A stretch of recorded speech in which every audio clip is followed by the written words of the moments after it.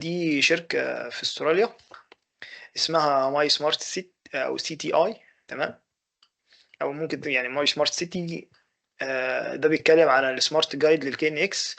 بيتكلم على اكتر من حاجه، يعني ايه اصلا كي ان اكس ككونتنت. هنا بيتكلم كي ان اكس بروتوكول اوفر فيو ابلكيشنز الافيلابل انترفيسز اللي موجوده الانتجريتد ابروتش. يعني وانا بقى الصراحه وانا كنت بقى في البرزنتيشن لقيت البي دي اف ده قدامي، فقلت ان انا اشيره برضو معاكم بحيث ان انتوا لو ايه عايزين تطلعوا عليه شويه كده. يعني هو اصلا شركه في استراليا، الادفانتج الانتجريشن مع كي ان اكس، السيمبل لاي اوت، انستليشن ديتيلز، الباس، كين اكس في استراليا، كفرج بيلدينج، الحاجات دي كلها، لايت كنترول، الفساد، الميترنج، الاتش فاك، الاوديو فيجوال.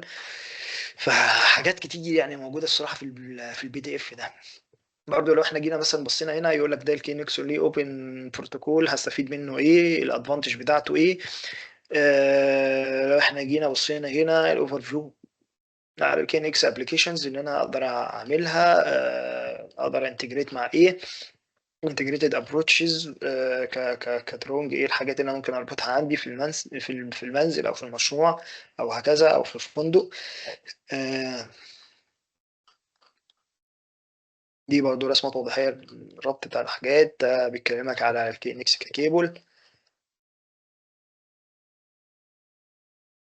ده برضو هنا بيكلمك لو انا عندي سيستم عايز اربطه له، يعني عايز اربطه من خلال الاي بي انترفيس او اي بي، اسف، اي بي راوتر.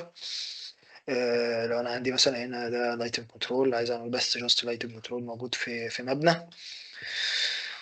فبي دي اف ده الصراحه حلو ولذيذ، يعني برضه ممكن تنزله وتقرا فيه شويه كده. لو انت بالنسبه لك بتبدا في المجال هتلاقيه بيفرق معاك جامد. خلونا نرجع بقى نشوف الاسئله.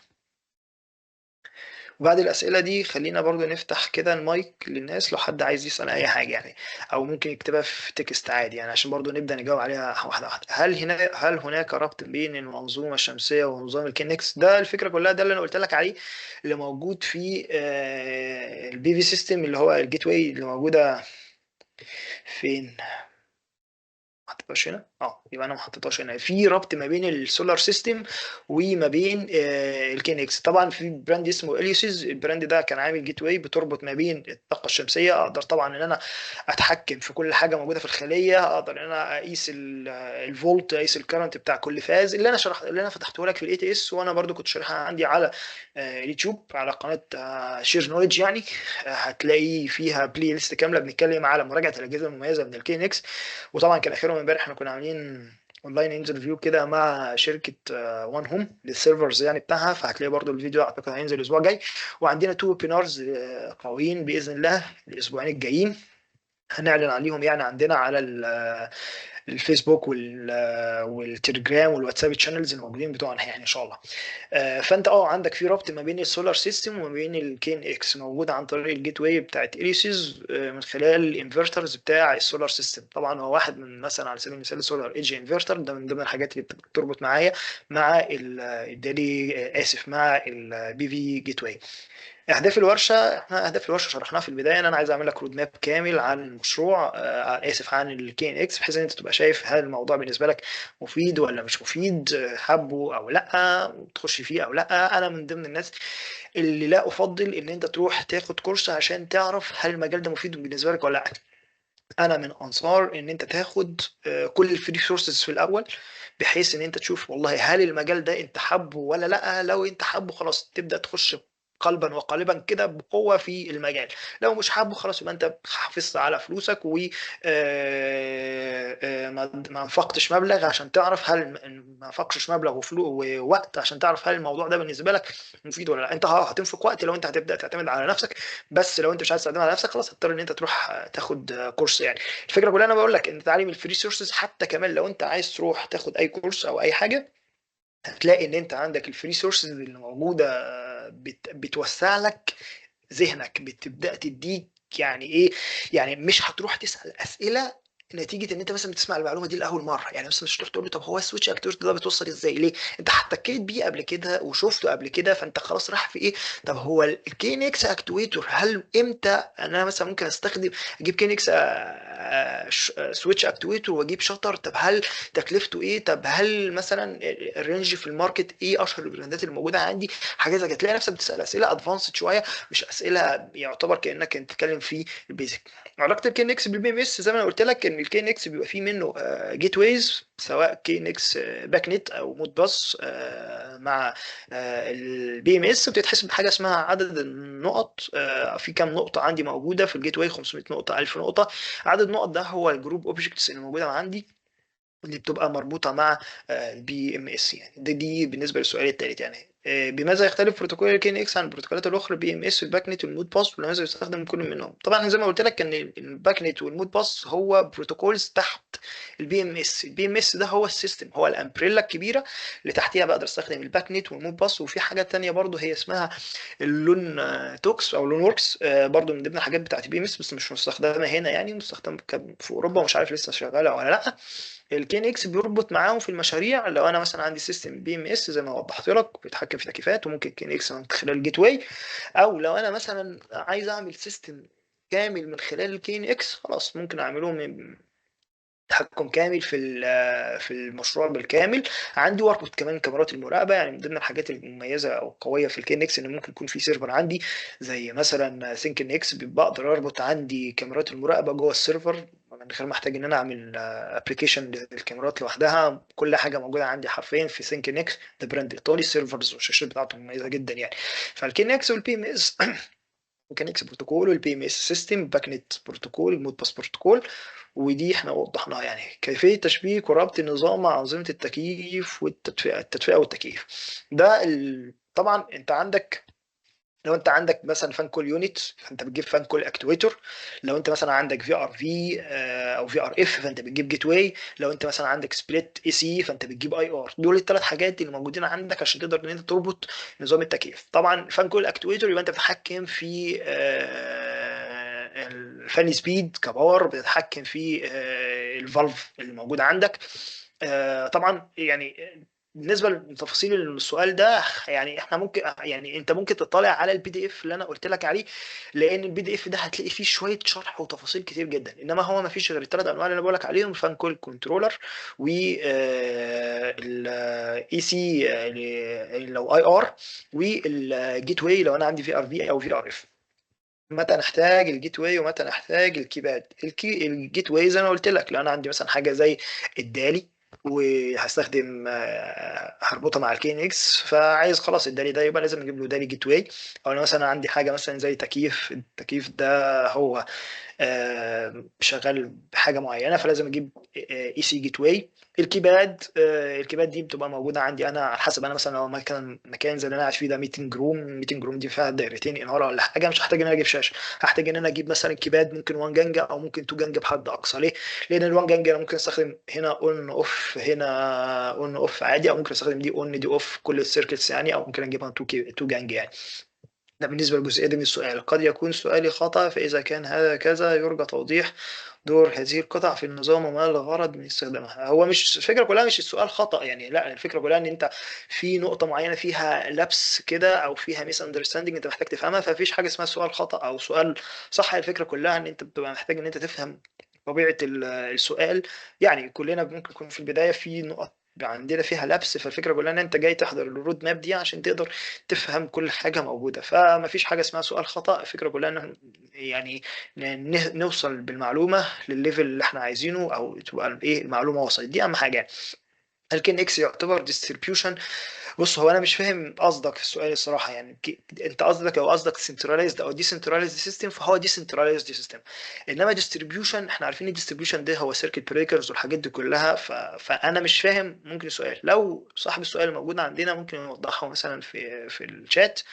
لان انا بصراحه مش فاهم قصدك ايه. لو انت بتتكلم على هو ديستريبيوشن، وانا عندي السويتش اكتويتر هو يعتبر نمبر اوف سيركت بريكرز جنب بعض، محطوطين جنب بعض، بس فيهم كنترولر او فيهم مايكرو بروسيسور. فدي الفكره كلها، او فيهم تشيبات. دي الفكره كلها. فلو انت في حاجه تانية غير اللي انا قلت لك عليها ممكن برضو تكتبها لنا في الشات يعني.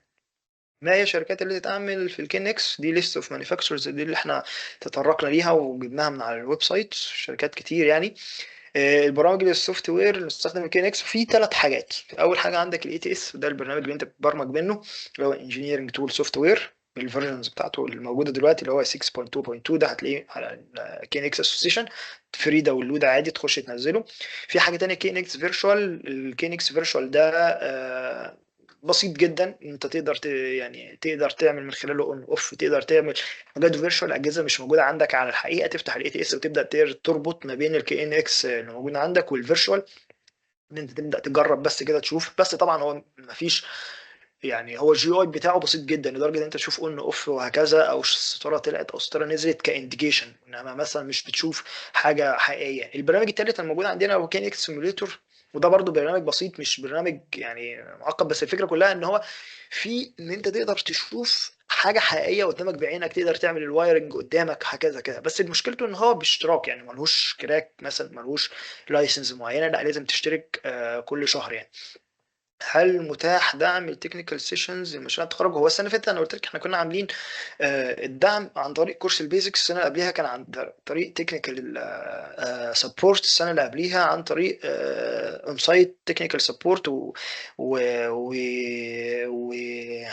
اجهزه يعني موجوده عندنا وكده يعني. فكل سنه كنا بنعمل الدعم بطريقه مختلفه. السنه دي الصراحه مش عارفين هل ممكن نعمله ولا لا يعني. لسه اشوف السنه اللي فاتت كنت عامله مع النخبه في العراق، فكنا عاملين سبورت مع الناس اللي محتاجه مثلا تاخد كورس البيزكس، تحضر الكورس وبعد كده تمتحن اون سايت يعني. فالموضوع كان بيبقى مختلف شويه. سؤالي هو عن متوسط مرتبات مهندسين كينكس في الوطن العربي. والله بصوا، هو سؤال حلو بس هو يختلف من دوله لدوله. يعني انت عندك مثلا دلوقتي مصر نتيجة ارتفاع اسعار الدولار والحاجات دي كلها، فالمرتبات بتزيد. بس مثلا انت لو هتتكلم على حد فريش يعني، مثلا ممكن تتكلم من اول 12,000 جنيه. انت مثلا تتكلم على حد في السعودية او في دول الخليج. عشان اكون صريح معاك، لو انت مش من ابناء البلد فانت مش هتلاقي فرصه ان انت تسافر كفريش في المجال ده، لان انت ساعتها معظم الشركات هناك بتستقطب الناس اللي شغاله في المجال. فممكن تكون مثلا مرتبات كبيزكس انت بتتكلم مثلا اول يعني 5000 6000 ريال، او دينار كويتي، اسف، الدينار ده الدينار ده كويتي، انما ايه بقى الاماراتي درهم. دينار طبعا 5000 دينار ده يبقى انت خلاص انت كده في حتة تانية خالص يعني. ربنا يبارك للجميع ان شاء الله. ريال اماراتي ممكن تلاقي نفسك مثلا في رينج ال 5000 6000 كبيزكس. طبعا بيبقى فيه شويه باكج ثانيه كده بتبقى موجوده معاها عندك يعني، من ضمن بدل الانتقالات، بدل السكن، الحاجات دي كلها يعني. الفرق ما بين الكي ان اكس والبي ام اس دي احنا شرحناها فوق. كي ان اكس كبروتوكول، بي ام اس كسيستم. اشهر البروتوكولات اللي بتستخدمها في الاتمته هم الثلاث حاجات اللي انا شرحتهم لك. في حاجات تانية لون في لوكسون، ده من ضمن البروتوكولز المستخدمه. بس الفكره كلها انت بتدور على حاجه اوبن بروتوكول.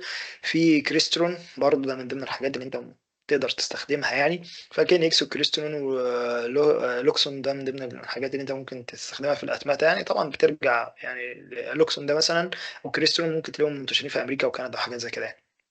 ما هو بروتوكول كين اكس وكيف يعمل؟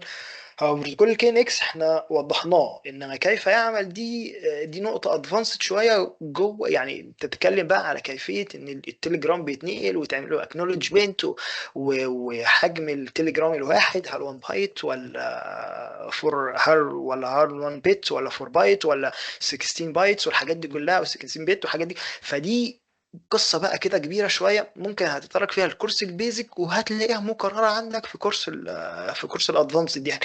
وممكن تلاقي الدوكيومنتس بتاعها تقعد تقرا وتشرحها، لان انا حتى لو شرحته لك هنا دلوقتي مش هتفهمه، غير لان الموضوع هيطول معانا قوي في الشرح، هيطول بطريقه فظيعه يعني. كيف يختلف بروتوكول الكينكس عن البروتوكولات الاخرى المستخدمه في الاتمته؟ بص بصراحه انا مش فاهم السؤال، بس لو انت يعني لو انت قصدك هل اوبن بروتوكول ولا كلوز بروتوكول، هو الكين اكس ميزته ان هو اوبن بروتوكول يعني. هو سؤال حلو بس ممكن يكون الصيغه انا مش مستوعبها كويس يعني. الفكره كلها هيختلف ايه، ان ده اوبن بروتوكول ده فيه مصنعين كتير، مش فاكر حاجه معينه. ممكن تجيب براند اكس على براند واي على براند زد على براند ايه على براند هكذا، تعمل توليفه كده زي ما بنقول مثلا بالمصري، او بتجمع حاجات معينه، الاكتويترز حاجه، الباور سبلايز حاجه، تقدر تكنترول الكوست يعني بتاعت المشروع. ايه هي المزايا الرئيسيه لاستخدام الكينكس في الاتمته؟ سهوله البرمجه، ان انت ما فيش عندك اي مشكله لو انت النظام عندك حصل فيه اي مشكله والشركه اللي انت كنت متعاقد معاها قفلت، هيبقى عندك الاي تي اس فايل بتاعك، ممكن تجيب اي حد يبدل لك الاكتويتر اللي موجود وتديله الاي تي اس فايل الجديد يابديت عليه وخلاص. ده الفكره كلها والسهوله اللي موجوده فيه، وطبعا يوزر انترفيس بتاعه. ابرز الشركات المصنعه تكنيكال كين اكس دي احنا جاوبناها وموجوده على الويب سايت. كيف يتم تكامل كينكس مع الأنظمة الأخرى في المنازل الذكية؟ عن طريق زي ما قلت لك كده مثلا الجيت ويز، وعن طريق السيرفرز اللي بيبقى موجود عندك. أنا مثلا عندي الجيت واي ما بين مثلا حاجة في التكييف، ما بين حاجة في الإضاءة، ما بين مثلا حاجة في الكاميرات، ما بين مثلا حاجة في باينري انبوتس عشان مثلا أعمل حاجات مش كين إكس أدخلها كين إكس. فكده يعني، ما هي التطبيقات الأكثر شيوعا لاستخدام الكين إكس في المنازل الذكية؟ هو أساسا أقل حاجة هتعملها في المنازل الذكية هتربط الانتركم مع اللايتنج مع الكاميرات. دي اقل حاجه هتعملها في الكين اكس في المنازل. وانت مغمض كده بسم الله الرحمن الرحيم هتلاقي دي اقل حاجه انت تعملها. ممكن تعمل لايتنج بس يعني انا بقول لك ممكن ما تربطش التكييفات في اماكن. مثلا يقول لك انا عندي تكييف اصلا هو جاي فيه واي فاي، فانا مش هحتاج ادخل التكييف واجيب له كمان جيت ويز عشان ادخله على كين اكس. لا خلاص انا مش محتاج. دي بالنسبه للسؤال رقم 19. السؤال رقم 20: كيف يتم استخدام كين اكس في اتمته المباني الكبيره؟ هي طبعا على حسب المبنى. انا هل هربط مع بي ام اس ولا مش هربط مع بي ام اس؟ هل مثلا انا عندي هعمل لايتنج فقط، ولا مثلا هعمل كمان تكييفات معايا؟ هبدا ان انا اعمل ازاي درونج، وهبدا ازاي ان انا اقسم المشروع، اعمل البانر سايزنج بتاعتي والحاجات دي كلها. دي من ضمن الحاجات اللي ممكن يعني فيها شرح كتير كنت حاولت ان انا اتطرق ليها على اليوتيوب، ولكن لسه مكملين شرح فيها. انا بدات باتنين كيس ستاديز كده موجودين عندي، مشروع فيلا ومشروع شقة سكنية ومشروع برضو مجمع شقق سكنية. دول 3 مشاريع أنا بدأت فيهم. لسه هخش على موضوع البيلدينج وهجيب مثلا سبيكس بتاعت مشاريع ونبدأ إن احنا مثلا نقراها. هجيب الليجنت بتاعت مشروع ونبدأ إن احنا نشتغل فيها يعني مع بعض. فيما هو العائد على الاستثمار كي ان اكس عند استخدامه في المنازل والمباني؟ هو اول حاجه انت كده كده الانرجي سيفنج دي بالنسبه لك اول نقطه. بس طبعا عشان توصل للار او اي مظبوط كاكشوال لازم تحسب انت يعني التوتال اورز اللي هتبقى موجوده عندك كانرجي كونسومشن. لازم تعرف يعني تقعد كده مع المهندس اللي هتاخد منه مشروع، يبدا ان هو يشتغلك عليها ويبدا ان هو يحسبها لك، يبدا ان هو هيحتاج ياخد منك شويه داتا. يعني طبعا في المباني في استشاريين وكده، فطبعا الموضوع هيبقى مع الاستشاري مش مع الاونر يعني. كيف يتم قياس العائد على الاستثمار عند اعتماد تقنيات الكي ان اكس؟ هو العائد الحاجه الوحيده اللي انت تقدر تستخدم العائد عندك بالنسبه لك الكيلو وات. انت هتوفر قد ايه في عدد الكيلو واتس اللي موجوده عندك في المكان، وبناء على كده هتبدأ تشوف بقى تعريفة الكهرباء موجودة عندك في بلدك ايه، انت في انهي شريحة. تبدأ تحسب بعد كده. طبعا انت كل ما بتعمل انرجي سيفنج، لو انت مثلا عندك نظام الشرائح من ليفل لليفل لليفل في الشريحة، كل شريحة ليها سعر معين. طبعا هتبدأ تعمل انت اوبتمايزيشن عشان تنزل بالكي ان اكس لشريحة اقل، فبالتالي تدفع اقل. فبالتالي دي لازم تدرسها كويس. ده بالنسبة لكل حاجة كانت موجودة معانا النهاردة. طبعا أنا موجود معاكم لو في أي حد عايز أي حاجة، آه، ممكن يفتح المايك ويسأل.